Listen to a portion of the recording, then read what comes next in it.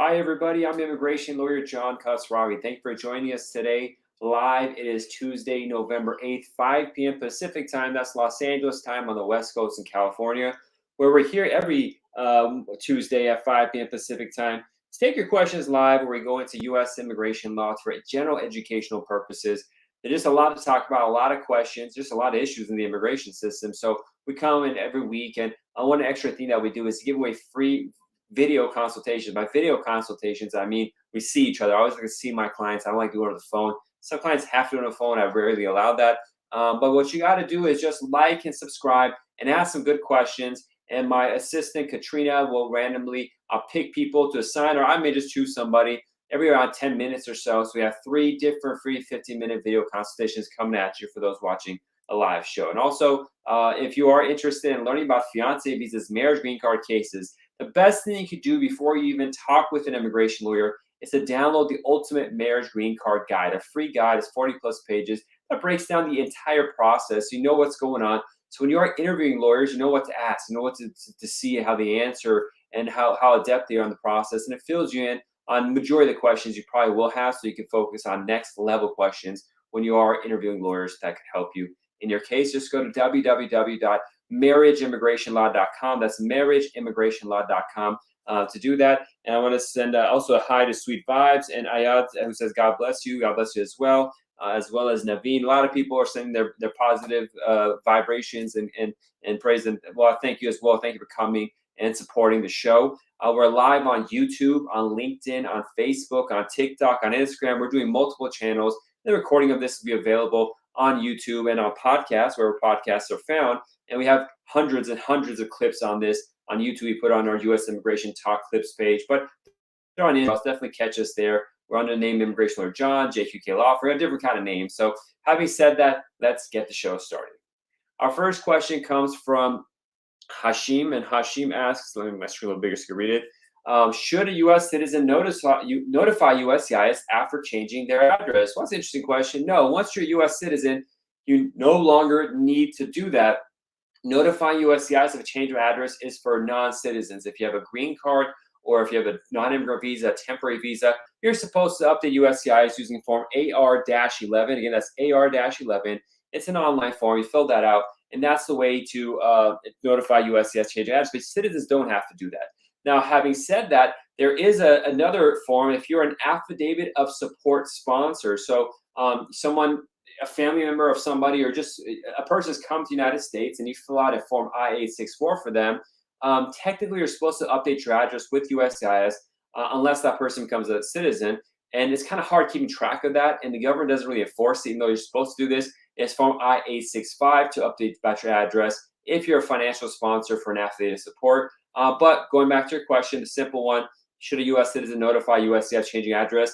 They don't need to, unless there's always nuances, there's always exceptions. So unless they're a sponsor or something like that, or some other issue pops up, if they have a petition pending, for example, like you become a citizen, you file for your wife overseas or your parents, you should update your address with them so they know where to send notices to. So immigration, it's just law in general. There's always a general answer, but there's a million little things. So we have to know, Hashim, your whole situation about your life and all the things that you're partaking in the immigration process for me to give you an exact answer. That's why the show is general education kind of stuff. But as you see, as I'm talking, I'm remembering, well, there's one nuance here. There's one special thing here. There's one special thing here. And I just can't tell you yes or no to these questions. Generally, no, but there's nuances of where you are in the case. But that's a good question. Thank you. And it got me to kind of break this stuff down in a little more detail so people see what I'm going through my head when I'm trying to answer a question. I want to take a question right here on Instagram. Saad says, hi, John. Hope you're doing good. How much time does a combo card take these days in the New York office? So the combo card is referring to is when you file for a green card in the United States, adjustment of status.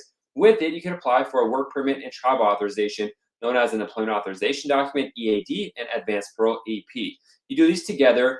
The local office you're dealing with does not handle this. So it doesn't matter which office you're at, whether it's Los Angeles, New York, Newark, Miami, Seattle. It doesn't matter. They're not handling the work permits combo card.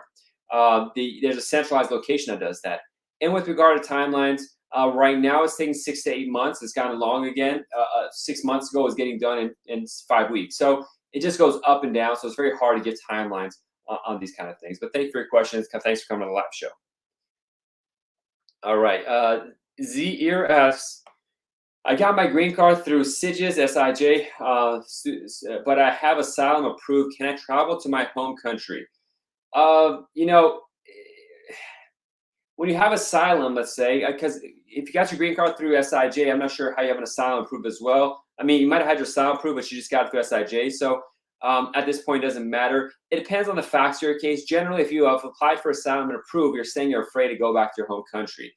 So you're not supposed to go there or use the passport for the home country, so you don't take advantage of the benefits that country has. In practice, they don't enforce it that much, but I don't know the situation with your asylum case. If you said in the asylum case, if I go back to my home country to cut my head off, and there you go, well, that could potentially be a problem. Not usually, but it can. But if you just say, if I go back, I can't find a job, and they may have something or something like that, well, then if you go and visit, it might be a different thing. It's really a case-specific thing, so I can't advise you on a nuanced case like this without knowing all the facts of your claims and with USCIS. But thank you for your question. Same one, a regular says, hi, it's good to see you again. Thomas Charles says, my joint bank account statement has sports gambling. Will outside a green card interview care? I don't know. Is it legal? And are you the U.S. citizen or are you the foreign person? So if you're a foreign person engaging in illegal gambling, well, that's an admissibility issue. That could be problematic. If you're the U.S. citizen and it's legal, that's something else. So it depends on the facts. I don't do sports gambling. I'm not sure how that works. Sometimes it's legal. In Las Vegas is legal. So I don't know about the nuances of your gambling. Don't gamble. Probably it's better you don't do that. But if you want to do that, do it legally, whatever that format is. I'm just not familiar. I don't gamble, so I don't know how that all works. Fatima says, hi to you as well. Keon Farhan says, hi, John. I hope you're doing great. Thank you. My wife's green card petition was approved 2 weeks ago, and now it's at the embassy waiting for us to provide a few more documents. I have two questions. First of all, are we able to change the location of our embassy from Ankara to Toronto at this stage? Secondly, could my co-sponsor be a friend, or should it be only one of my relatives? So I'll answer the second one first. When you do the affidavit of support and you have a joint sponsor, because you might not be able to do the paperwork or finances, you add a joint sponsor, there's no rule that has to be a friend. In fact, it could be anyone could do that. Having said that, colleagues have said the U.S. Embassy in Mexico sometimes will question who the sponsor is and say, why don't you have a relative do it? We don't trust that your friend did it. But in practice, I've never had it. I've had to deal with this in Mexico because my cases always work there with the spouse. But 99% of the time, the law says it's okay. So it doesn't have to be a friend or family member. But again, with immigration law and how much discretion there is, sometimes they make things up like that, and you got to be aware of it. But I wouldn't hesitate to use a friend, especially if you're processing in Ankara or Toronto. And it's not going to be in Toronto. Canada only does the immigrant visa cases in Montreal. So it'll be Ankara, Turkey, or Montreal, Canada. So can you change the embassy location now?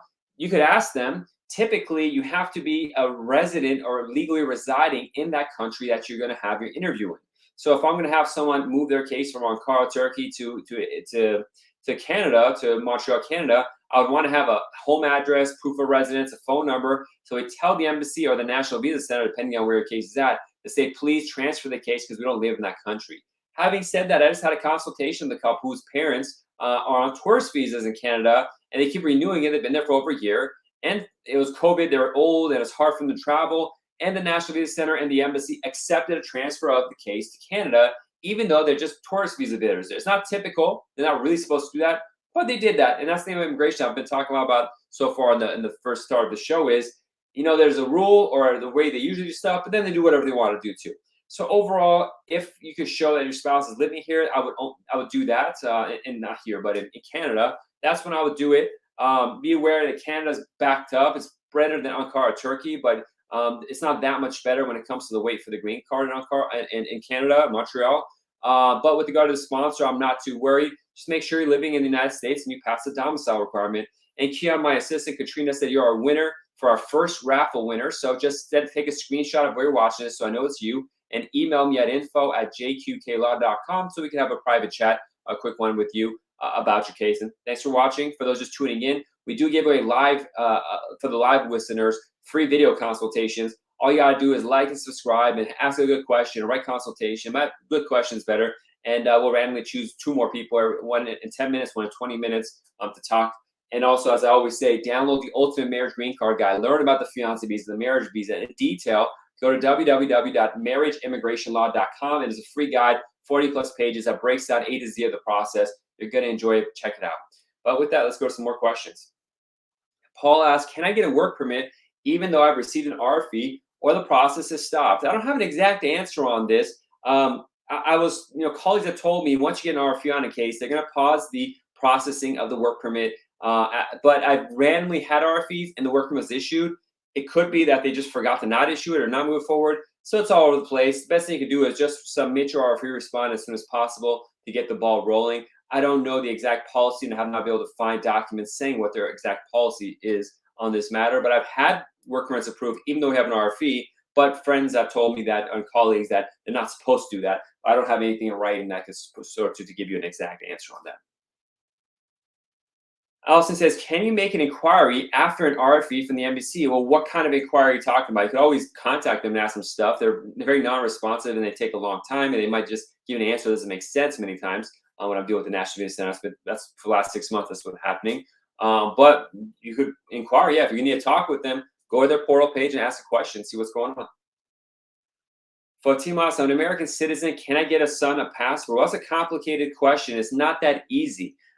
If your son is born overseas, you don't automatically transmit citizenship. It's a very controversial subject because every time I talk about it, I get a bunch of negative comments saying I'm lying and I'm fraud for telling people this. But for a U.S. citizen to be able to transmit citizenship to their child, one of the main requirements is that the citizen have been living in the United States physically for 5 years, 3 of which are after the age of 14. I hope I'm getting that right. So that for you to be able to get your son a passport, we have to show your residency to the U.S. Embassy abroad so you can get their consular record of birth abroad and their passport. Alternatively, you can file for a green card for them and go through a long process of getting here and become a citizen. And sometimes if you don't have the requirements of your presence in the United States, you may be able to use your parents if they're citizens using Form N-600K if you want to remain living outside. It gets complicated. So just you saying I'm an American citizen, can I send a passport? There's no answer without a bunch of facts about your personal life, physical presence, and proof and evidence that you've been living in the United States. It isn't that easily automatically transfer to the next generation. There's really complex rules involved in transferring citizenship or passing it down to a child. Unfortunately, there's a lot of misunderstanding of how this works, but that's it. Let me take a quick question on Instagram. Riley asks, at the embassy in Colombia, the consular found we're missing 2 documents. We were issued a 221G yellow document and directions to send the documents. The consular took my husband's passport. How long to process the visa once papers are received? There's no timeline as to how long it'll take for an embassy to give an answer. We have a case right now where the couple, it was a fiance case, they did their interview in January. They got hit with administrative processing. In October, they emailed them saying, "Okay, come do a new medical checkup and send us your passport, and we'll get your visa." Person almost like 16 days ago got a new medical checkup and gave the passport. 16 days have come by, and the embassy has not responded. I've emailed them saying, "Hey, what's going on?" And they still haven't issued it. So when it comes to these timelines, they do whatever they want to do, and unfortunately, we have no power over them. It's very disconcerting. It's very annoying. You wish they'd be responsive and just take care of business, but they don't, and that's as much as we do unless you want to file a lawsuit. But filing a lawsuit is a big endeavor. If potentially just wait a little bit longer, it'll solve itself. Hard question to answer, but there's no answer.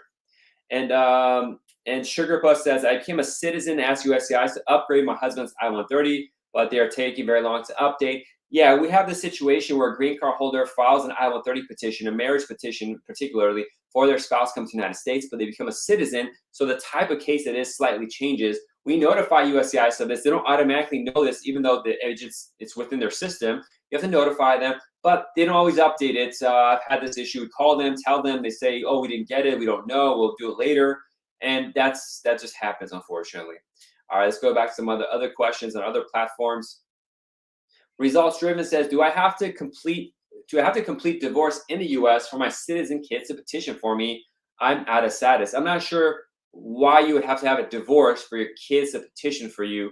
You really should have a private consultation to see what's going on in that case. I'm not sure how the divorce comes into play here. User 704 says, I'm an F1 student as a F1 student visa holder. Will the officer ask me how I paid tuition fee? I'm on the process of filing paper. Well, I don't know what you're filing. I mean, I don't know what's going on. I don't know what your case is for them to ask. When you apply for a student visa, they do ask to see if you have money or not. I don't use your settlement. There's just too much stuff going on about your case. What are you filing, first of all? Why do you think they would ask? How are you earning this money? that's problematic in your opinion. And you may have work with authorization. That might be your fear. And so to see if that unauthorized work is going to be a problem for the case. It's deeper than this to be able to answer something like that in this format, in this forum. Nisha says, my husband is waiting for his green card for more than 10 months and no updates to our request for our fee. Yeah, unfortunately, these things take time. Alexis Padilla, Nisha, how long does it take for a green card? It's all over the place. There's no consistent timeline for how long a green card takes. Alexis asks, hi, counsel. I work at an employment law firm and constantly have clients who have undergone wage theft situations. Generally, if one's case for wage theft succeeds in court, does that qualify for violations pertaining to obtaining a U visa? Thank you. Well, Alexis, I don't handle U visas, so I don't know. If you go to the website for U visas on USCIS, there's a list of crimes that could be. Potentially, it could be. It depends on how egregious it is. Maybe it's grand theft or something like that. But I'm not a specialist in U visas. We have an attorney on our staff that does handle those. I don't handle myself, so I don't know the ins and outs of it on a like quick thing like the other stuff I answer. So if these people have issues or something, email us privately and we can see what's going on. May have a consultation with them. But I would imagine if the theft is large enough to be grand theft or it becomes a felony, maybe that might be a thing to do. But that's something I have to look into in the details of. Kadi asks, how long did it take after fingerprinting to get your green card? There's no timeline. There's no connection between the fingerprinting and green card issuance. Killer Instinct asks, travel with a travel document, but my I-94 is not available online. How can I find it? You should contact. You got to see if you entered legally, if everything's done legally and properly. But if it was, so I can't tell you to do this because the solution is to contact Customs Border Protection to see what's going on about it. But if you have issues with your case, you contact them, that could be very problematic for you. So I can't tell you to do this without knowing your case, but typically you contact CBP. Now, if you enter the United States by land, like you drove in from the border, they don't always issue I-94s. They almost never issue I-94s unless you ask for one beforehand. So it becomes problematic. And nowadays, they don't even stamp your passport either. So then you have no real good evidence that you entered the United States. So you got to plan this out. They don't tell, regular people don't know this, to file for a request for I-94 before entering by land. So you have that evidence of entry, or it's specifically asking for a stamp in their passport if they'll give it. So you have admission records.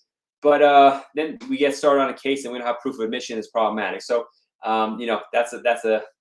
just you gotta hopefully have a lawyer beforehand that can tell you what to do. But the thing to do would be contact CBP. But I don't know if that's a good idea in your case because I don't know if it will harm you by contacting Customs Border Protection. Tara asks, do you recommend applying for a K3 visa?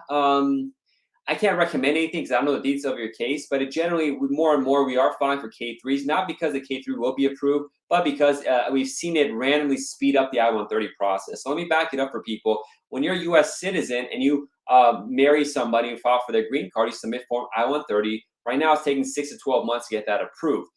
There's another category they created called the K3, which is intended to speed it up in certain ways. The K3 itself application usually gets denied to speed up. But what I've seen happen randomly in cases is that the I-130 is approved faster. This is getting a little technical. I might lose some people on this. But we had a case where we filed an I-130 and a K3 I-129F at the same time, and both were going. And I don't know, 6 weeks, some later, we got the I-130 approved. It's pretty fast. I'm going to have the approval notice probably posted on my Instagram and stuff like that, and so people can see it. So the I-130 got approved really fast. So it's, generally we're inclined to do that because the I-130 processing times have gotten longer. There's no filing fee for it. If you do it in the office, just additional attorney fee because there's additional work, but it may be worth a try. Now, in the rare case that the K3 is approved, it creates a lot of additional costs down the line. And so that's why one reason we kind of don't want to be approved, because it's going to cost a lot more money for our clients, the fees and stuff like that. But, it's a tactic. You just got to know the positives and negatives. I have a bunch of videos I've done on this. You can search JQK Law and K3. It really answers all these questions that you have already in clips. All right. Samutra asks, hi, John. My case is an EB2 national interest waiver going through India. Documented qualified September 2020. When prior date was current, but no interview slots due to date regression November. Is still interview possible? Very rarely will they issue an interview or a request when your case is not current, but I've seen it happen. But potentially you're going to have to wait a bunch of time for that to go through, unfortunately. Sue asks, I got documented to qualify the National Visa Center February 2022, but I'm not current in the visa bulletin. I will have an interview in Montreal. They are interviewing my date of the call. Well, I don't. They're going to do whatever they want to do, really. That's about it. Let's see, results driven. The question. Okay, so I do want to name a winner for our raffle really quick on TikTok. Results driven.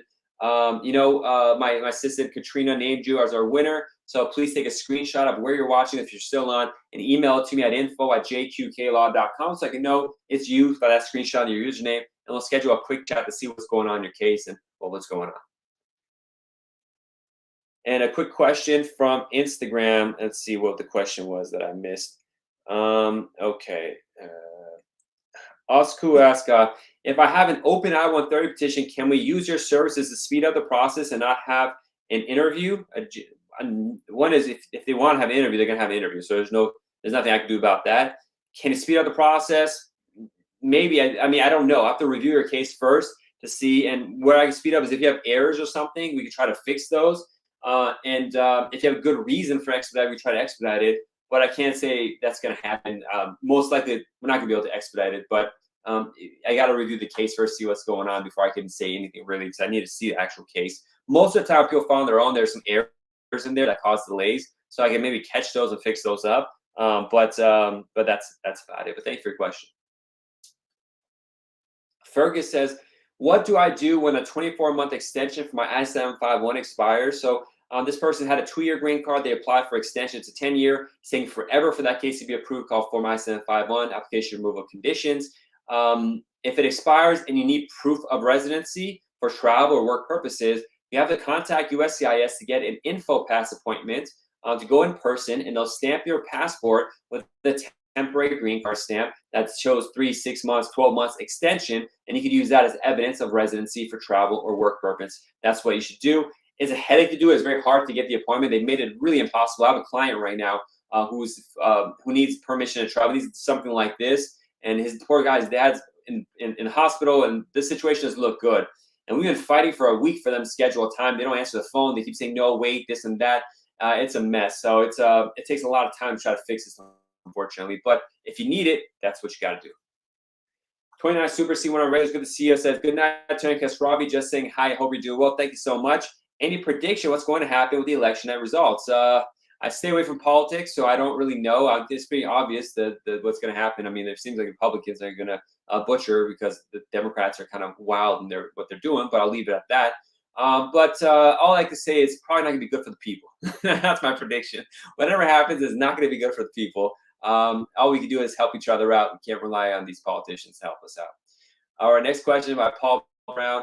Can a joint sponsor use his estimated gross salary for this year if the tax return was below the poverty guidelines for the most recent year? If you have to, I wouldn't want to. I'd want someone who has consistent salary at a high level or has pay stubs that can show they're making the money. I'd want to avoid this situation, but it's all you have, then you got to do what you got to do. But I have to see the actual pay stubs and income statements and tax returns to be able to see exactly what's going on, Paul. But thank you for your question. Sean asks, a friend got a green card through asylum. Can she go visit her home country? I already talked about this. You're not supposed to visit your home country if you got asylum. You're not supposed to use that passport.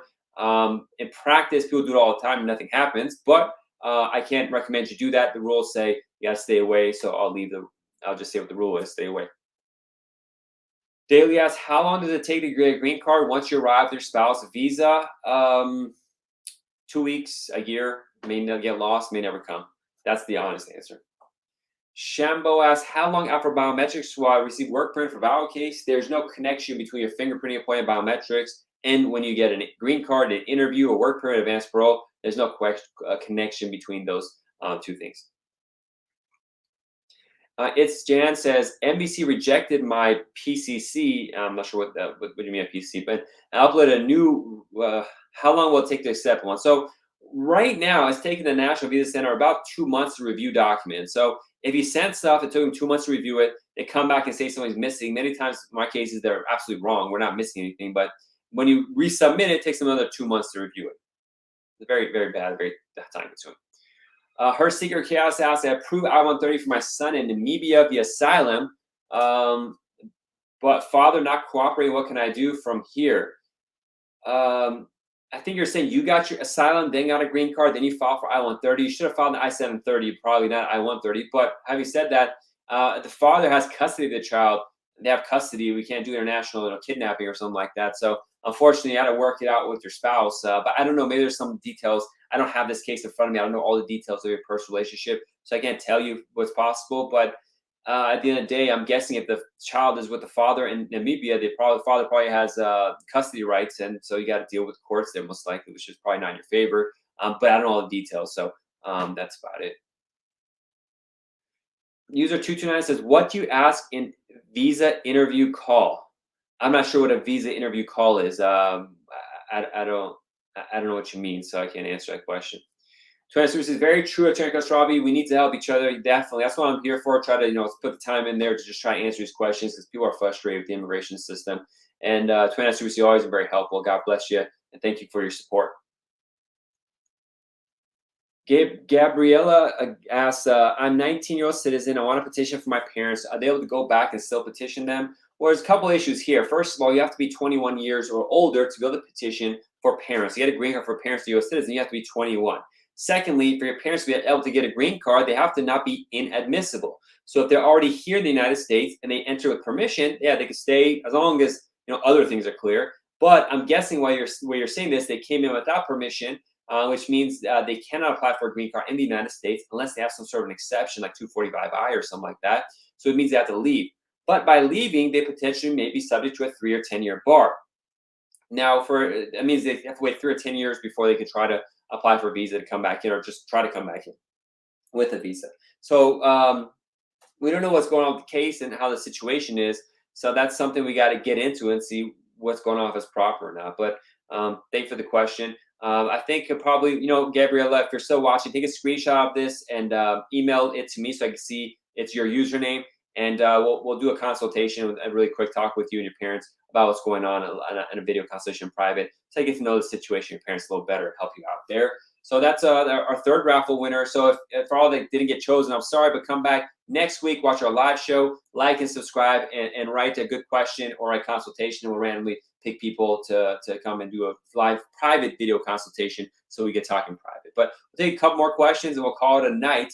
Arab Cat Kick says, my case status on USCIS says 1 week for decision. How accurate is that? It's not accurate. Do not look at USCIS timelines. They're wildly inaccurate. Now, it might work out as 1 week, but from experience, I don't rely on any of these timelines. I don't see them to be true. Fatima asks, is it true to immigrate it takes over a year to get? It depends on your case type and what's going on, but usually it takes longer nowadays. Paranoid Android on a regular says, if my O1 expires in May 2023, but my EB1 was approved this week, do I file an extension on my O1? Or can I just file the adjustment of status together with ISIS and wait for AD? What happens to O1 status? Yeah, if you're if your E1 is approved, you should have approved this week. Okay, so yeah, file for adjustment of status form I-485 green card plus the additional documents, and then the status. Sorry, I'm interrupting a little bit, but you could remain in the United States while the adjustment of status case is being adjudicated. So it's not a requirement that you extend the O1. Now, if there for some reason your adjustment of status is denied and you didn't maintain the underlying O1 visa that was there, so that may be problematic and you have to leave. So it depends on the strength of your case. If there's issues, it probably not, but we'd have to check on the strength of the backbone of the case. But if it's a solid case, we wouldn't bother filing for an O1 extension. It's a waste of money. You just wait for the adjustment of status, you file that, and while that's pending, you can stay in the United States until a decision is made in the period of authorized stay. They're still permitted to kick you out if they wanted to, but practically they have a policy decision not to do that because they keep you in a period of authorized stay to see what the conclusion of your adjustment of status green card case is. Things are backed up. It's not clear how long that'll take, but hopefully in the meantime, you'll get the work permit. Because one issue that'll pop up is once the O1 expires, if the work permit is not there yet, you're not supposed to work. Now, because you have an EB-1A, there's an exception called 245K, which will give you 180 days of unauthorized employment and still make it okay. But I wouldn't want to mess with that. What you want to do is file adjustment of status as soon as possible because getting a work permit right now is taking 7-8 months. So if you just got approved right now, 7-8 months is probably going to go towards the time your O1 expires to kind of lessen the time of gap. If the green card case takes too long, just lessen the gap of time where you may not have employment authorization. That's a long-winded answer, but that's a more detailed answer I'd give you. But we got to just kind of dive deep into it to see what's appropriate. But most likely, you wouldn't bother if your O1 is expiring in May. At this point, right now it's November. You'd probably just file the adjustment of status and not bother extending the O1 unless you really need an employment authorization document to hold you over for a specific job or something like that. But most likely by then you'll have a work permit. And they just asked, there's no way to premium process the work permit.